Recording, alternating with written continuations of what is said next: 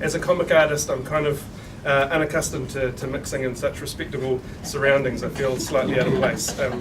Because traditionally comics have been sort of seen as a somewhat a niche medium, kind of thought of often as being childish, lower, even sort of trashy, the kind of thing that you read in secret. And when I started doing comics in New Zealand, local comics were extremely hard to find, and many teachers over the years have tried talking me out of pursuing it as a career, and one's actually here today.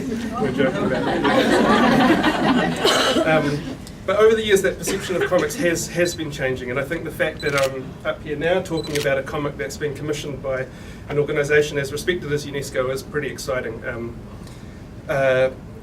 And perhaps you could say that comics have changed, but more I think it's probably a reflection that organisations like UNESCO are trying new ways to reach audiences that might traditionally have seen themselves outside of the traditional political conversation. I think it's sort of meeting audiences on their own terms.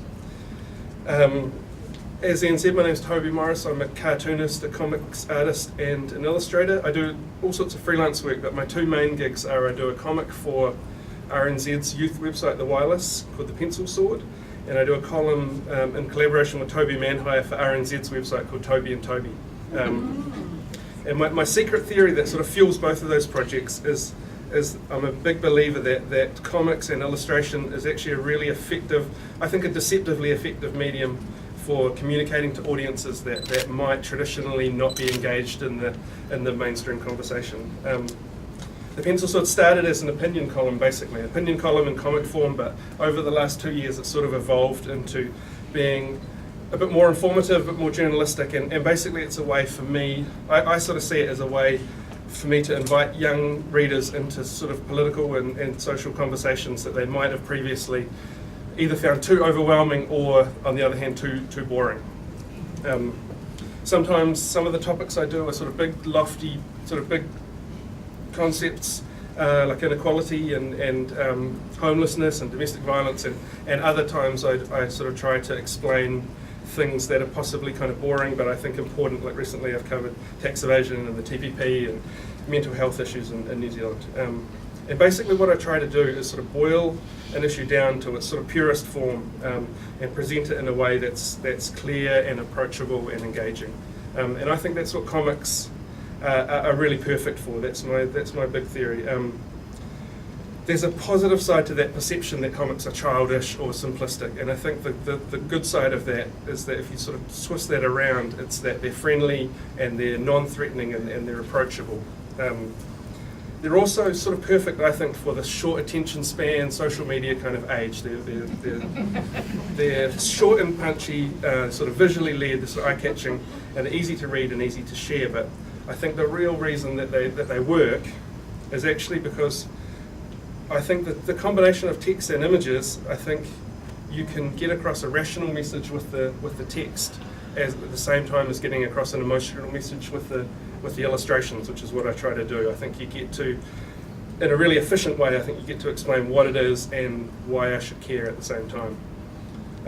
My involvement in this project I was contacted in March by a Kiwi called Granwyn Miller who just started working at UNESCO in Paris, and she was working on a team that was putting together this report, and they were looking for an illustrator to do the youth version, and she was familiar with my RNZ work and got in touch with me and said, I think you should put forward a proposal to try and get this job.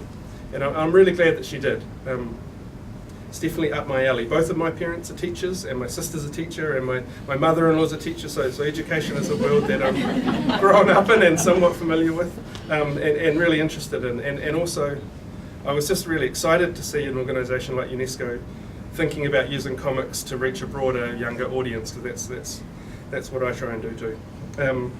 I think anything that organisations can do to make their work understandable to a broader audience, and particularly a younger audience, I think is really commendable. It was a tricky job. As you'll see, the whole document is a fairly massive document. It's a big document. It covers a lot of information, really complex issues in great detail, and our job was just to try to condense it down, like I say, boiling it down into a 7-page comic. Trying to communicate the key messages of the report, but also try to communicate at the same time why that matters. I worked in collaboration with Kate Redmond in Paris, and together there was lots of late night and early morning Skypes and emails. It was sort of a little bit out of whack in terms of time zones, but we made it work, and we managed to sort of hone it down to what we have here.